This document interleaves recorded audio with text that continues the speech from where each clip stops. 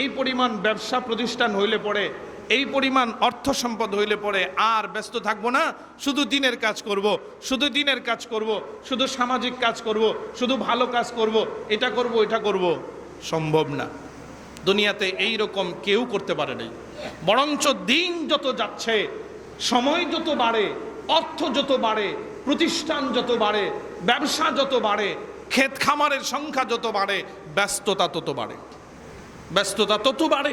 এই জন্যে কখন হযরত ইব্রাহিম আলাইহিস সালাতু ওয়াস সালামকে আল্লাহ তাআলা বলছেন, আসলিম ইব্রাহিম, তুমি ইসলাম গ্রহণ করো। নবী ইব্রাহিম আলাইহিস সালাতু ওয়াস সালাম বলেন নাই যে আমি ইসলাম গ্রহণ করব, তিনি বলছেন আসলামতু, আমি ইসলাম গ্রহণ করে ফেলেছি আগের থেকেই। এই জন্যে কখন করব, এখনই করতে হবে, এখন থেকেই, এই মুহূর্তে যে অবস্থাতে আমি আছি, এই অবস্থাতেই আমি আল্লাহ তাআলার কাজে ইবাদতে লিপ্ত হয়ে যাই। আল্লাহ তাআলা আমাদের সকলকে কবুল ও মঞ্জুর করুক। সকলে বলে আমিন সুম্মা আমিন। ওয়া আখিরু দাওয়ানা আলহামদুলিল্লাহ।